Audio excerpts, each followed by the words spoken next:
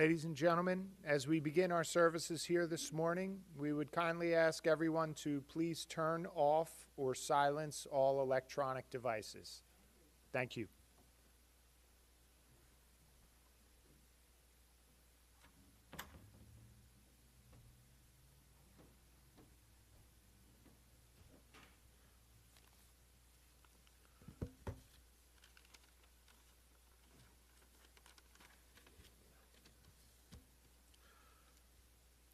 Ashrei haish asher loholach batzas rishoyim v'derech hatoim la'omad. Happy is the one who has not followed the counsel of the wicked, nor stood in the path of sinners. For Moshev leitzim lo yashiv, nor sat in the company of the scornful. Ki im b'toras Adonai chefso v'saraso yege yomam v'loyla. Rather, his delight is in the Torah of the Lord, meditating in God's Torah day and night. He will be like a tree planted by the streams of water.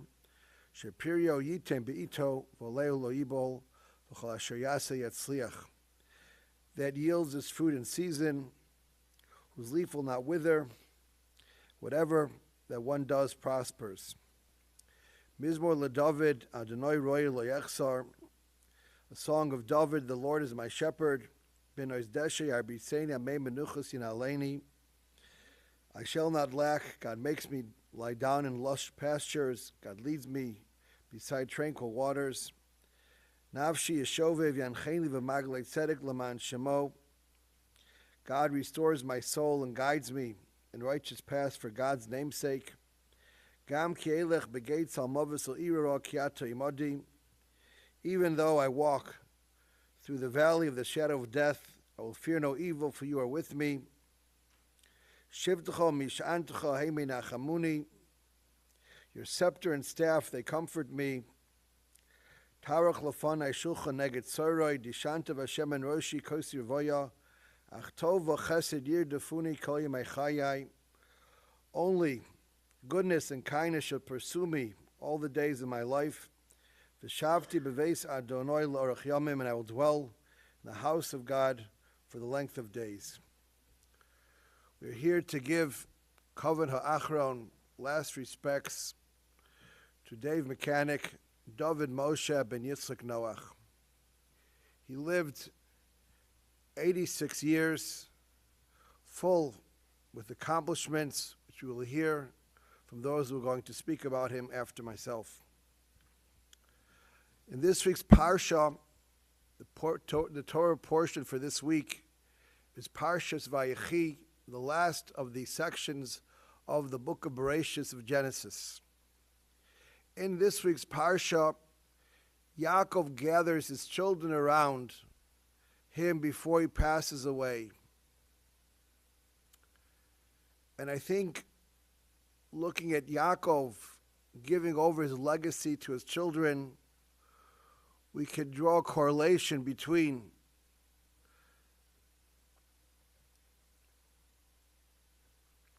what we have here today. We have here a father that was very, very proud of his Jewish identity,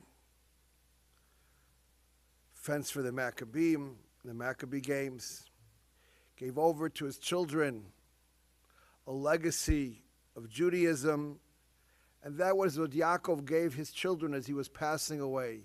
He brought them close to make sure they carry on the traditions and the legacy of our father Yaakov. He brought them together, as he says, Shimon v'Levi Achim. Shimon and Levi, you are brothers. He brought them together to be close as a family.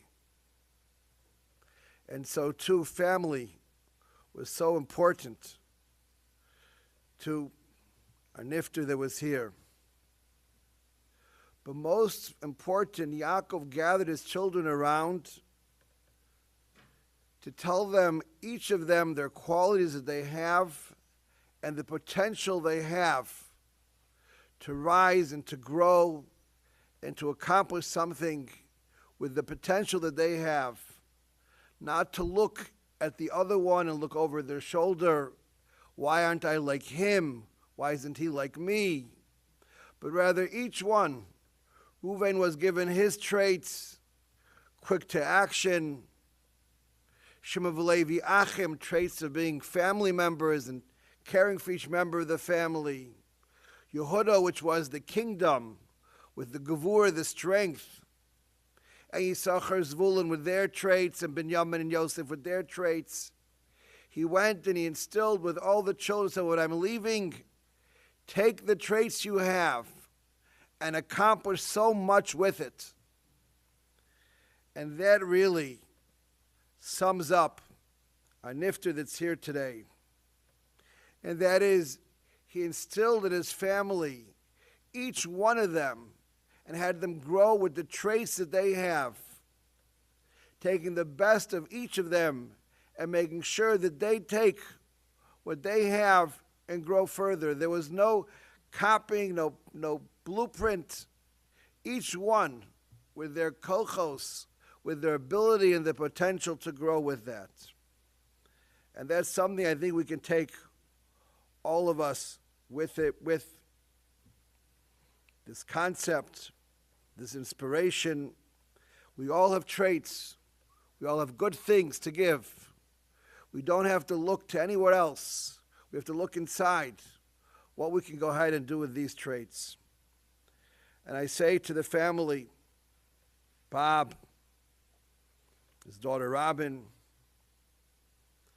Hank and Sarah, their children Amy and Josh, Tzvi and Chani, Chasya, Torah, and Geula, to take that idea that Yaakov gave his children as he was passing on to the next world, that you can accomplish so much. Just look inside what you can do with your potential, what you can do with the ability that you have. You don't have to look anywhere else. You can grow and become a great person because of it. Ritz Hashem should be an advocate for the Jewish people in Shemaim in heaven, to bring peace, prosperity, and nachas to the Jewish people. Hashem should find the time when death will no longer be here in this world. I call upon Bob to go ahead and speak.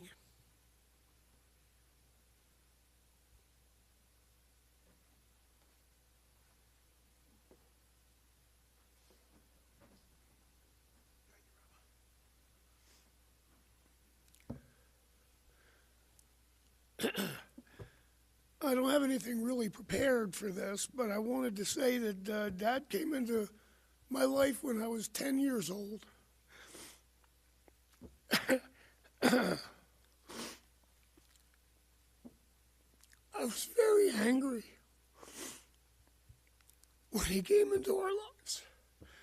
But over the years, he actually became my father. A lot of people say a lot of really amazing things about his fencing career. And it's true, he was amazing. He touched a lot of people. And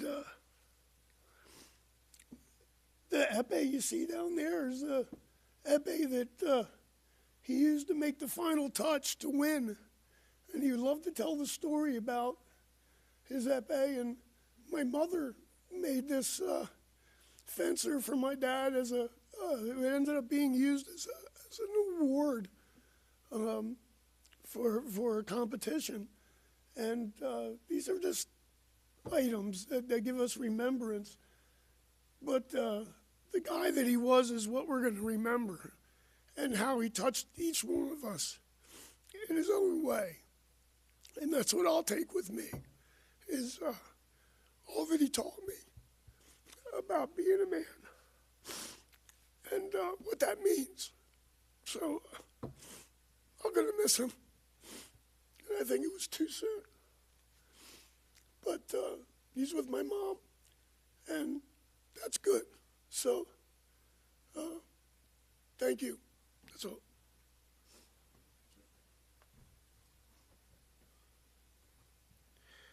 Jack Lieberman.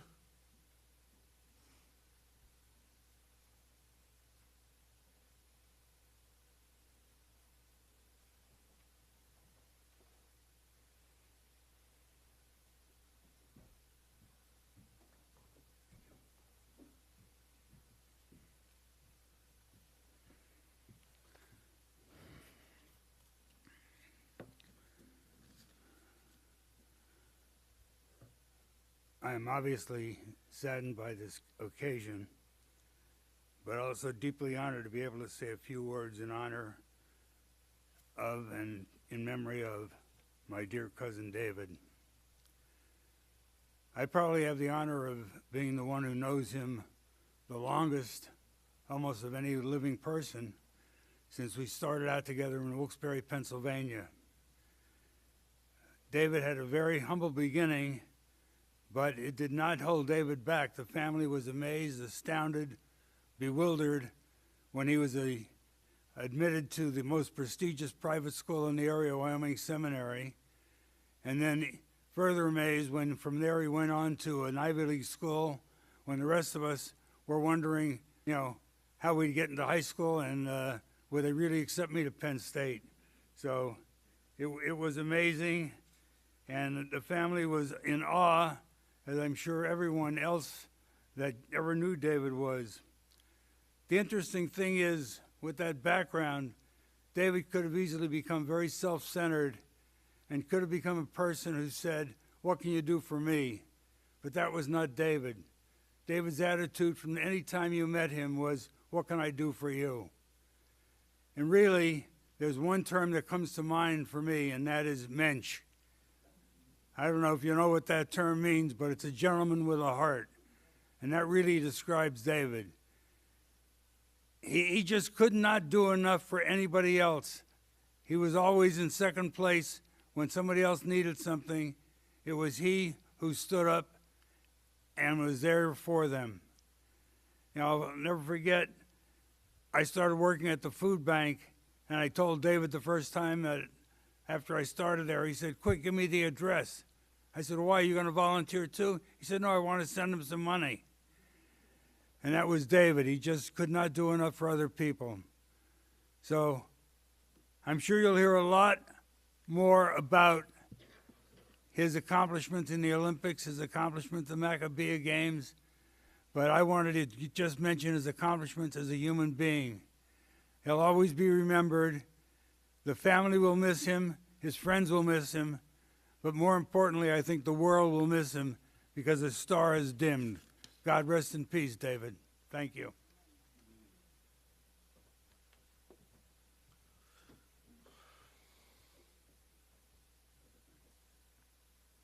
Paul Friedberg.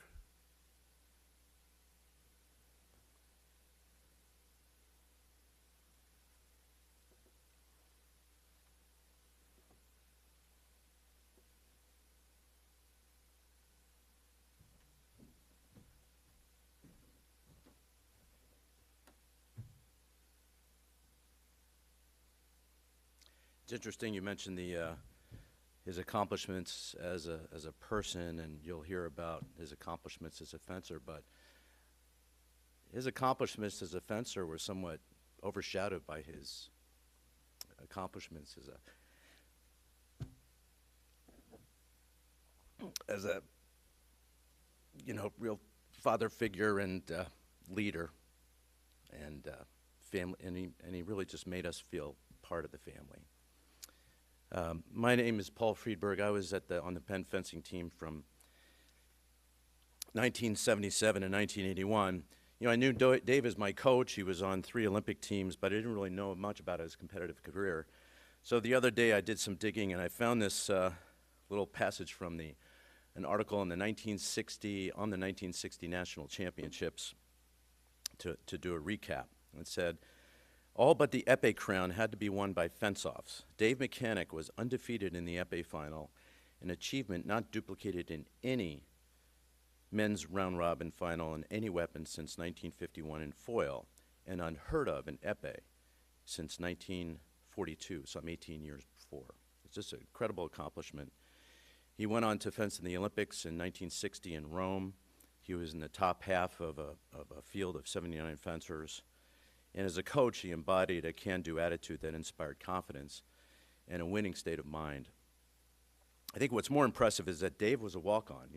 He ends up at Penn, and apparently he ran into a friend in the dining hall, and he said, "Why don't you come on and try it out?"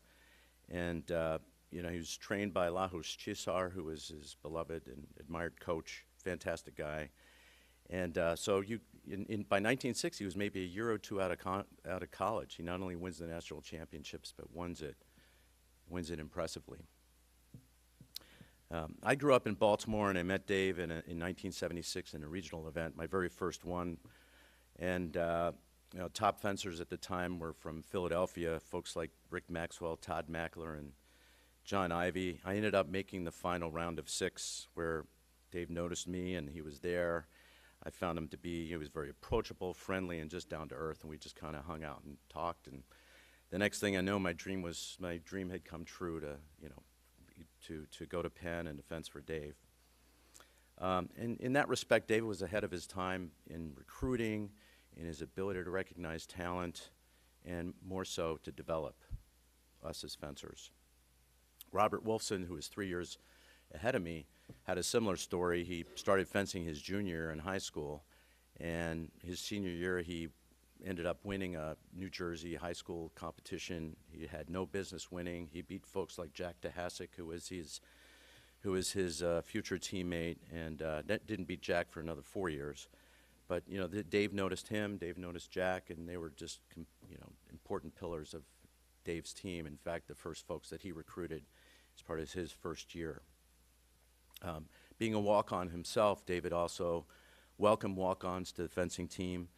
One of my teammates' young son ended up meeting his wife, Marcy, on the team. He was a big supporter of Penn and also a big supporter of MIT fencing programs. His going-away present to me as a walk-on was to beat me in the final of his senior year in our Eastern Championships. Thank you very much. So even though he was an épée fencer, he excelled at coaching in all 3 weapons. He was an innovator. We had to do 2 weeks of footwork and pass a footwork exam before we even picked up a weapon. He emphasized stretching both before and after practice, and he introduced us to yoga, 30, 40 years ago, when yoga wasn't even on the map. And when you didn't find him in the fencing room, you found him upstairs in his office fixing weapons, toiling over to make sure that they were balanced, and it's hard work. And he was in there, and you just kind of hung out and talked with him. But when you got those weapons back, they were perfectly balanced, right? And my saber, too, was no electronics, but he just kind of made it perfect. So as a coach, he set a vision of excellence. He worked relentlessly on technique, helped us grow our ability to compete. His main mantra was, don't lose to the schmucks. Which is basically, anyone you're better than, make sure you beat them. That came in handy in large, competitions where you had pools of 12 or even 24 people. And that, and over his 35 years of coaching, he never had a losing season. He recruited, trained, and inspired many Olympic and world championship level fencers, some of whom are here today.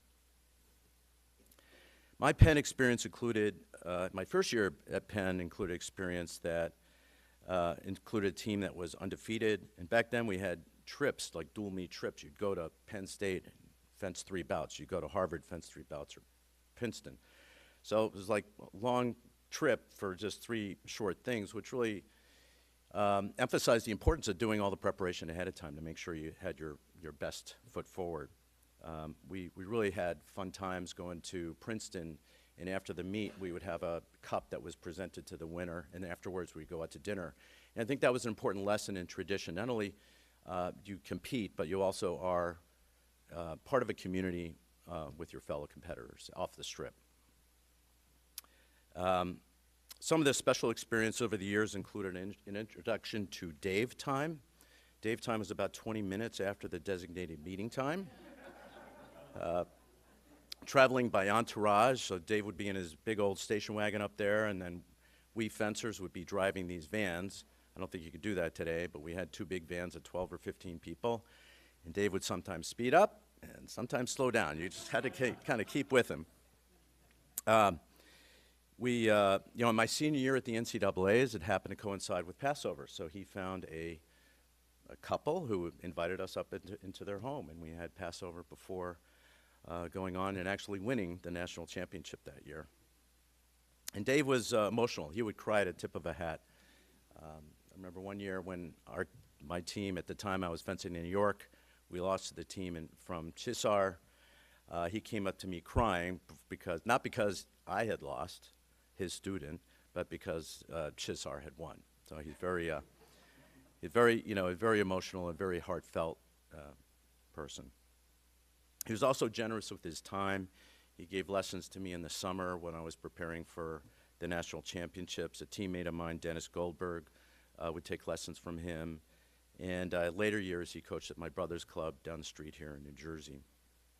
He was warm, welcoming, witty, and always quick with a smile, was devoted to his wife Phyllis and all the children. But most of all, he was caring, understanding, and perhaps a forgiving father figure to us all, especially for me after my father died the spring of my sophomore year. He was a man of many acts of kindness.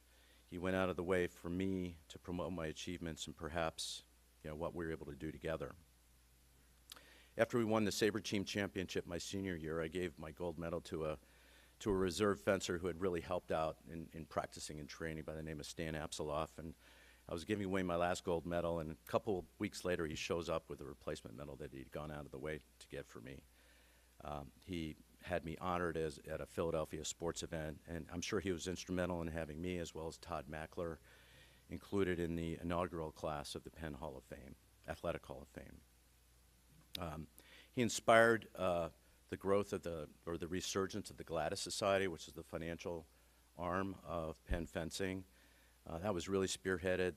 The regeneration that was spearheaded by many of us, but most importantly Robert Wolfson, who helped organize that effort, and later on Michael Morgan, who really kind of stepped it up over time. And it wouldn't be where it was today without Dave and without his successor, Andy Ma, who's here today, who've done a great job in maintaining the tradition of this great program. And finally, for Dave and all of us who respected and love him, it was a great honor to have the fencing gym named after him, which reflects his great legacy of excellence, outstanding leadership, love of fencing, and caring that he lived his life with and now leaves behind for us forever. I'd like to end with a quote from Robert Wolfson, who shared with me on a text with Hank earlier this week, and that's as follows. Dave's influence on my life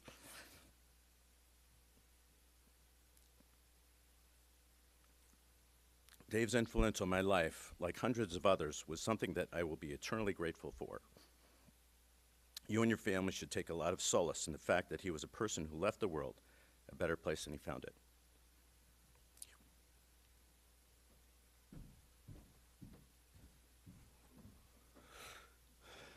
Jane Carter.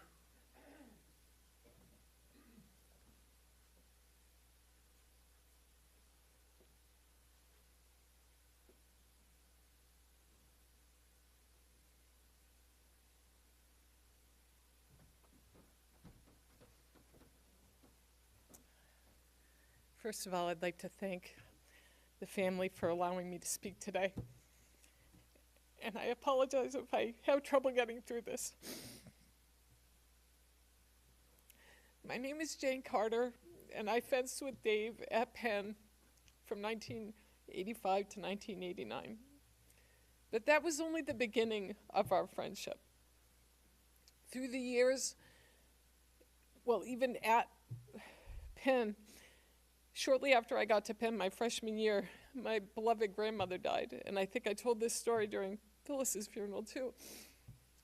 I was an Irish Catholic kid from Boston, dropped in Philadelphia without any support system, and Dave and Phyllis immediately said, "Don't worry, we got this." Phyllis told my parents, "Jane's got a new Jewish mother." And that's really what I felt like. They were my in loco parentis, they were my parents, and helped me through my years at Penn. And after Penn, we were together for so many of our major milestones. I was there when Dave was inducted into the Penn Athletic Hall of Fame, when he was inducted to the U.S. Fencing Hall of Fame, and when he was honored by the, I may get this wrong, so I apologize, but the Jewish Sportsman Association in Philadelphia. And he was the one who put me forward for the Penn Fencing Hall of Fame, Penn Athletic Hall of Fame. And I was really hoping he could make it to this summer when I'm getting inducted into the U.S. Fencing Hall of Fame. But I know he'll be there. But you heard these wonderful sports stories from Paul. We all have these experiences. But truly, what meant the most to me was the person Dave was. Because in 1996, when I was trying out for the Olympic team, I had down to my last 2 shots, and I was training with the national coach, and I really felt that he didn't have my best interests at heart. And I called up Dave, and I was just lamenting my position and trying to figure out how I was going to make it. And Dave said, "What do you need?" And I said, "I'd really like you to come to the next World Cup and be there in my corner." Without a drop of a hat, Dave got on a plane and flew to Atlanta. And he was there to coach me that day. And though I didn't make it, just was another example of how he was another father to me. So, with all the accomplishments he did, as we've heard from now multiple people, it's really who he was as a person that meant the most. And that's what'll live on in all of us. Thank you.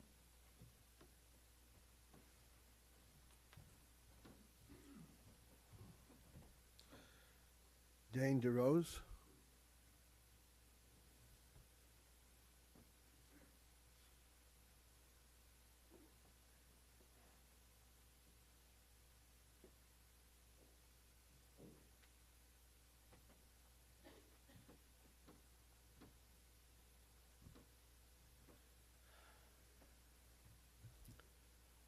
Some honors you don't want, and I am honored. I'm also, like I say, looking at the people in this room, I'm just so taken to see you again, and so sorry for the reason. But this will sound like it's about me, and it's not, in a way, just the way I was introduced to David Micahnik, right? While I was growing up, the first fencing instructor I had was the executor of Leonardo Tarone's will. That was the person before Leos Cesar. I had the privilege of meeting Cesar. But because of Tarone, because of fencing with the ambidextrous weapons that he did, that he produced, I developed a feeling that pen fencing, and the maestros, including those present, who taught there, who coached there, were somewhat more than human, somewhat godlike. And that reflected in the very first time we were invited to come to Penn, in the Waitman gym at that time, and compete against several teams there. We had a wonderful time, and Drew was getting, that's the place where I coached, was getting, stronger, a lot stronger than I'd ever been. I didn't know how that would be received. What I didn't expect is it would be received by David so incredibly warmly, and then told later by Phyllis, your family. And it lived out that way. It lived out that way. In some ways, I'm grateful that some of you had a hard time before me, because I'm having that same hard time right now. So we bonded, and I can't tell you, or we could tell you some about competitions, about records. That wasn't the way Dave and I lived. We were fellow coaches. He was a great mentor. He gave lessons to my wife, who then won a bronze in veterans épée right away, national bronze. She's ninth in the world in saber, veteran saber, as last account.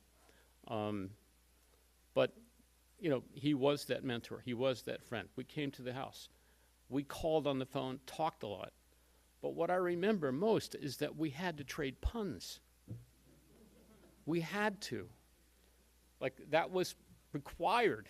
And by the way, his vocabulary was amazing. So, and we ran camps together, and of course, USFCA clinics. And you were at them.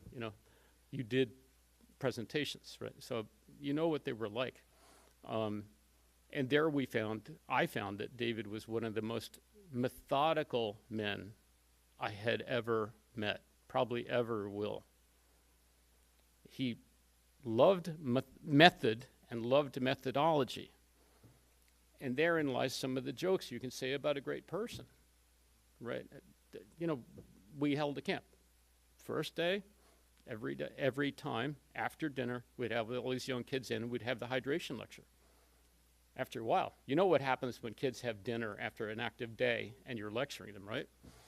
It worked out fine. It needed to be done, but I wanted to make t-shirts that said, I survived the Drew Camp hydration lecture. We never made them, but we wanted to do that, right?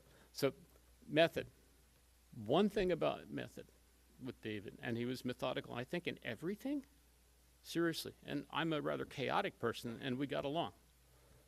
I can't figure it, but Dave saw something in me, I guess, right? David was so methodical that some people could even get frustrated with it. But he was doing it for a higher purpose, not for himself. It wasn't ego. I used to joke that he had a 9-step method for making coffee. But he made it for you, with you in mind, and it was a great cup of coffee. You know, so we bonded on that. I've been told a lot of times things that I followed right away. Like, for instance, one time I was having a conference with a friend of ours, Ron Miller, of all people, if you remember. And he said, Dane, don't get upset. Just stand up for yourself. I have lived by that since. All it took was one sentence, right? He is that kind of person, was that kind of person. And he was not as firm in his opinions as he was. I have a hard time saying was. I'm sorry. As firm as his opinions as he has been, he was never full of himself. We all knew his record. We all knew what he'd done. But to him, it was something he'd done. Oh, it's special, and it made a lot of sense, and he was very proud of it. But again, this will sound like it's about me. It's about David. One time we're driving to dinner. I took him out to dinner, and he was having trouble walking. He turned to me and said, you know, I'm very proud to know you, and I'm so honored you're my friend. And I went, you? You know, it didn't hit him how important a man he was, how credentialed, how successful. Right? And then, of course, one thing I have to say is a lot of what we did talk about over the time was the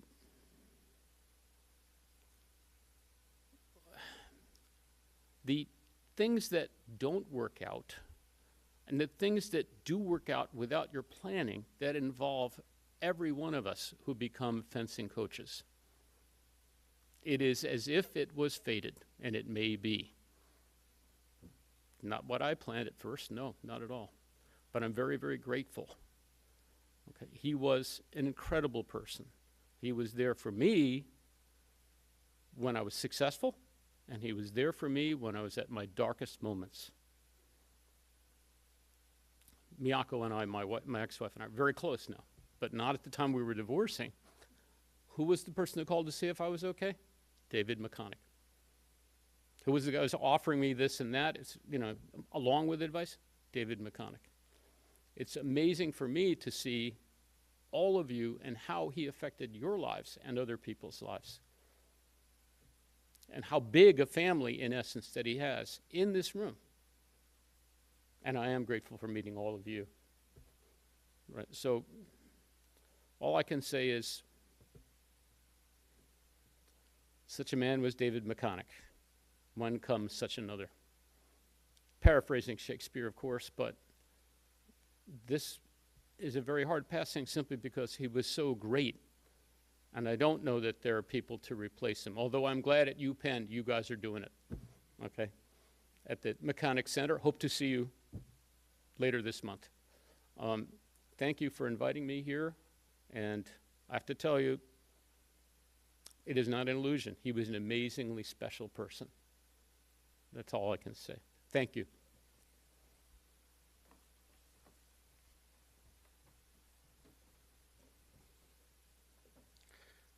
Gwen Smetek.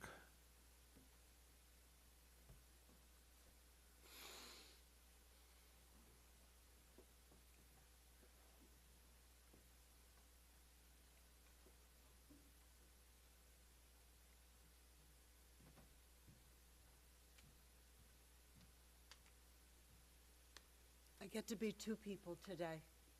Chanasor, I know you're watching. Our cousin Chanasor sent me a letter that she wanted to write, and I'll do hers first and hope I can get through mine afterwards. And she wanted to begin with Shalom Aleichem. She said, just a short note to share with you from afar.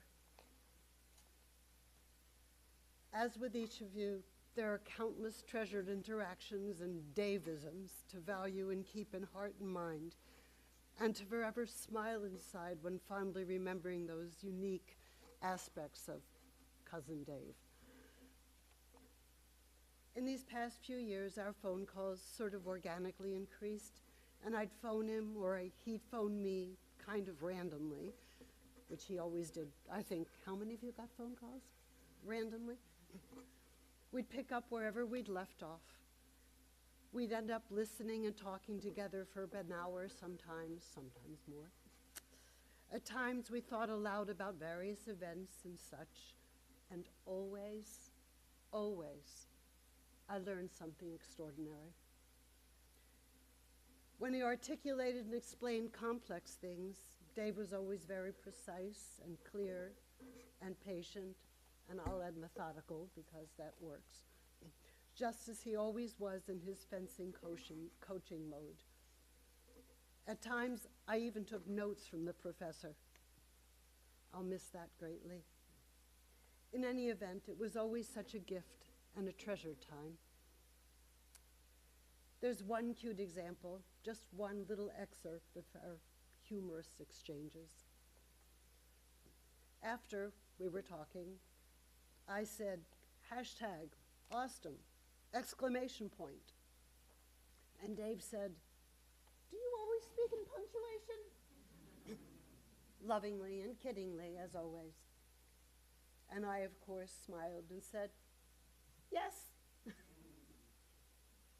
Wow. Referencing my speaking in punctuation, that's just one of dozens of observations and perspectives that Dave, paragon of wit, came up with. There's that, and tons of other humorous, insightful, profound things that'll always remind me of him. On Wednesday, today, I'll wear Phyllis's leopard jacket that Dave sent to me, and I remember seeing her in it multiple times. In solidarity with her and Dave and with all of you, you can see that leopard jacket, can you? I can. Our dear David was and is a treasure of being and remains with us for time immemorial. And as you know, my heart is there with you. Shalom. Chanasora.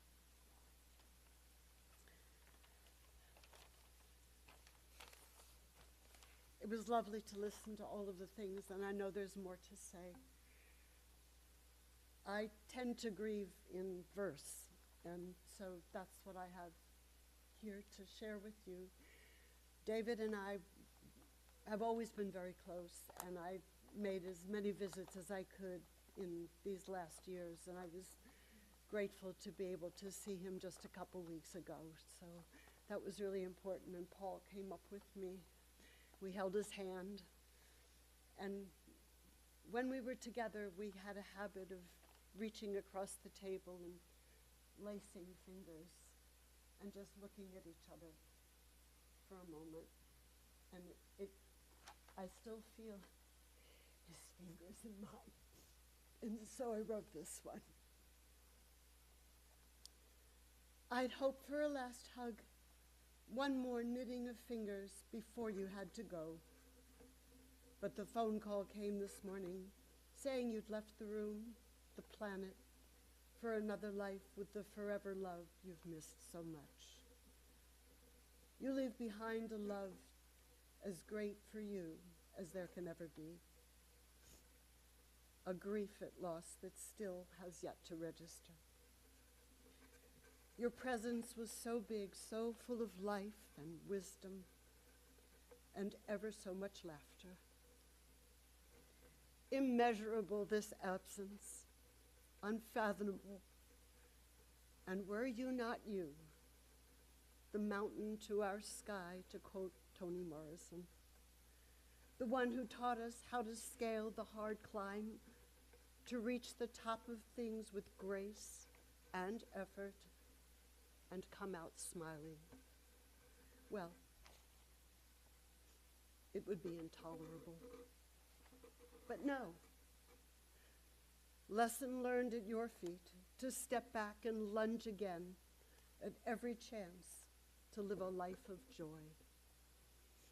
Carry on and hold on to those memories that flood the heart and mind. Remember the parry and thrust of his wit, the lapsing into multiple languages when you least expected it. Remember the puns, relentless twists of meaning, sometimes Yiddish, sometimes Italian, often German, and a lot of fencing lingo I had no shield to match.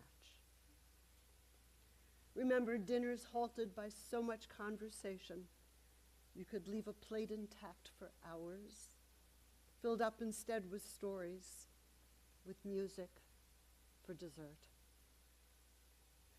Remember how he stood by the graves of his son and dear Phyllis, stones placed, tears in his eyes, and the words, "Until we meet again, ever," on his lips. Well, you've crossed that border, Uncle. You found the warm embrace at last. And Rocky, bounding up through clouds to meet you too. Homecoming. I shall miss you terribly, you wonderful, huggable, incomparable, irreplaceable man. You've always been my heart, and I will keep you close. Rest now and be at peace.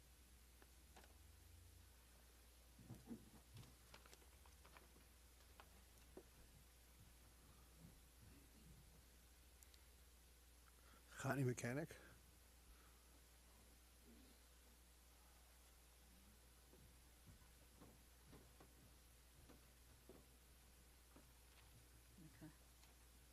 First of all, I want to thank everyone who came to honor my father-in-law's memory today. It's really appreciated, everyone who came from near and far. Our tradition has a 4-point plan to obtain wisdom, power, wealth, and honor. And my father-in-law excelled in all these areas. The book Ethics of the Fathers has a secret formula. 1, who is wise? He who learns from every person. As all of you who knew my father-in-law know, he loved to talk to everybody. A trip to the CVS could be an opportunity for a great social interaction. And he accumulated much wisdom from all the people that he met.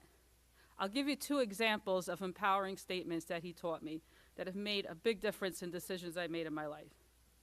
The first one is, experience is the best teacher, but charges the most tuition, which means learn from your past. And the other one was one my mother-in-law used to say, which I loved. If you don't ask, the answer is always no. But if you do ask, the answer might be yes. So it gave me the courage to move forward with certain decisions. The second one, who is powerful? He who conquers his evil desires. Well, there was a fencer at my mother-in-law's funeral who said that although, as someone mentioned before, my father-in-law loved to tell many, many jokes and puns, but never at the expense of my mother-in-law, which was very, very special. He always acted on ethics and intuition rather than instinct. He did what was right over what was popular, and that was one of the keys to his long and loving marriage. Third one, who is rich? He who is happy with his lot. He was one of the most content and optimistic people I've ever met. Despite his Olympic fame, he lived a modest and simple life in a very, very simple home. His family and friend relationships were his riches. And lastly, who is honorable? He who honors others. As you know, he was a true gentleman. He showed gratitude regularly and enthusiastically. He had a sense of honor and dignity. He uplifted other people in conversation and made their day.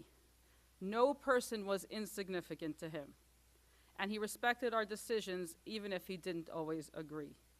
May his soul rest in the radiance of God's presence.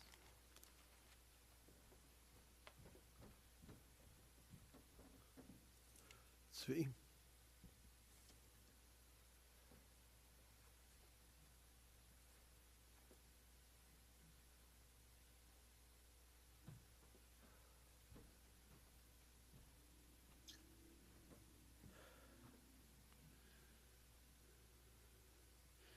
Most of you knew my father.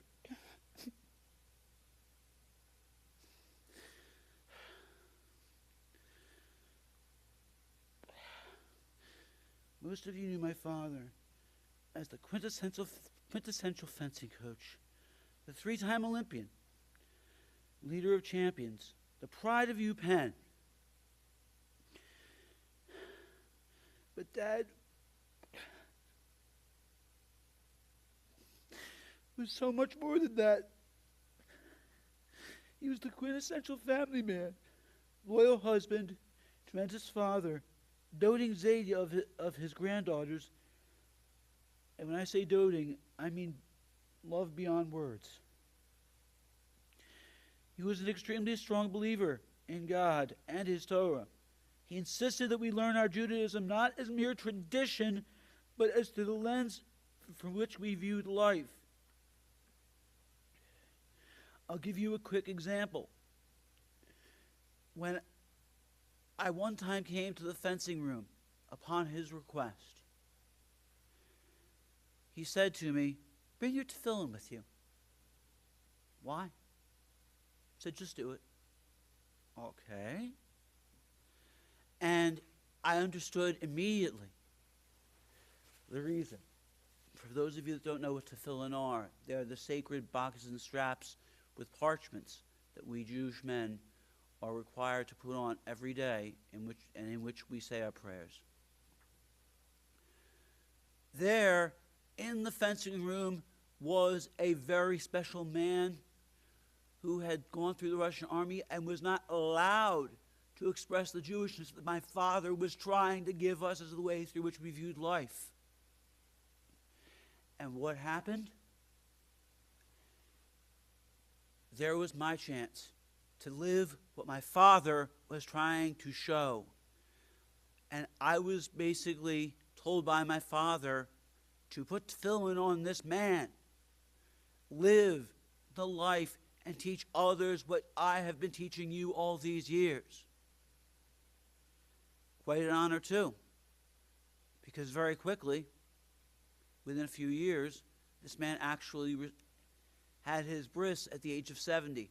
So my father said to me something that echoed throughout generations of people.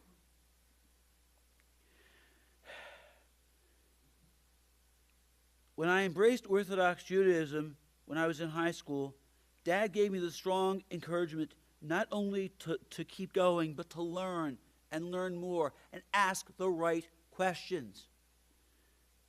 This was him being the quintessential teacher and passer on of the sacred vision and the sacred legacy which God gave us at Mount Sinai with the giving of the Torah. As I hinted at earlier, he was also the absolute quintessential grandfather, the Zadie that people can only dream of. When my wife found out that she was pregnant, I had the honor of telling him this. My mother said that he was absolutely giddy when he realized that he was about to become a Zadie himself to my children. He was already a Zadie to Robin, now me. I was about to become a father. He was ecstatic beyond words. And when each of my daughters was born, he loved and treasured them beyond words. Understand, this is not an exaggeration. He was a man who loved his faith, as I was trying to mention earlier, and he was proud to see his granddaughters living in a home which I had so long ago promised to my grandmother that I would raise in the path of our sacred Torah. I hope that my nanny is satisfied with what I have done. But I was trying to follow the will and honor the life that my father had given me, and I hope, Dad, that you are in fact satisfied, because God knows I'm trying. In his final years, he began to embrace the practices that he encouraged others to do so much. On this last Rosh Hashanah, someone came and he heard shofar for the very last time. We hoped it wasn't going to be the last time, but it was. And it uplifted his soul.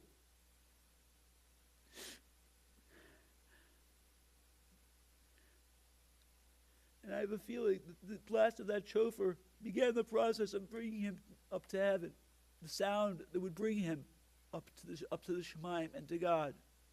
But he wasn't done yet. Oh no, my father was a fighter to his last breath. And he actually began putting on tefillin himself, and I have the pictures to show it. And I remember that he would be wrapped in these sacred articles of prayer and hope that have stood us through generations. And he would be engulfed in the will of God. That was who my father really was. Yes, fencing and UPenn were the way he made his living. But Torah and family were his life. In conclusion, I want to say that although he is here, we are interring only his body. His neshama, his soul, is very much with us, and he is still my father. He is still the doting Zadie. And we understand the day is rapidly coming when Mashiach in the third temple, for which he yearned to see, he would openly say that he yearned to see this day.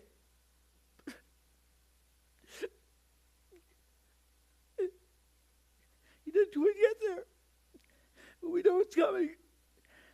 Let's pray that the Mashiach comes very quickly, that we ourselves, with our eyes, and you, Dad, from your greater perspective,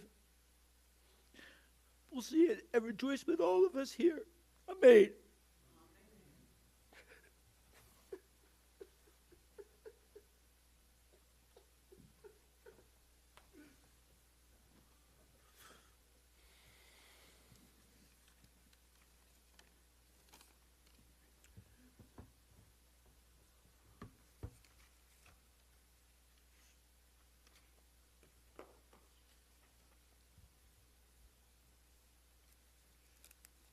Please rise for the Kel Molei Rachamim.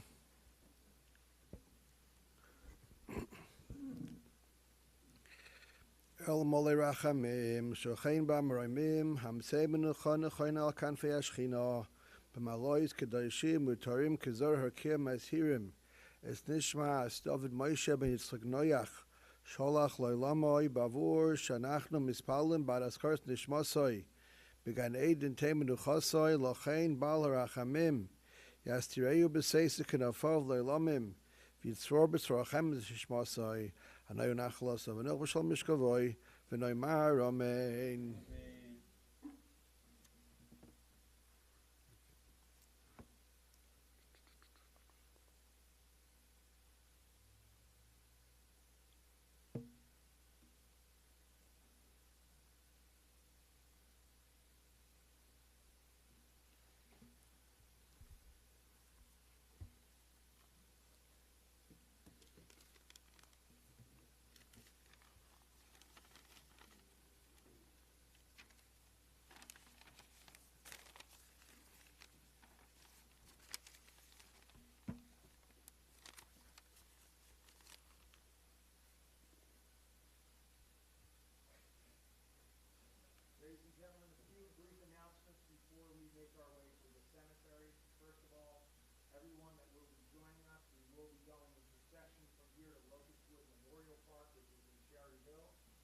ask everyone, if you are going to the cemetery, please turn on your headlights and flashers as we make our way to the cemetery.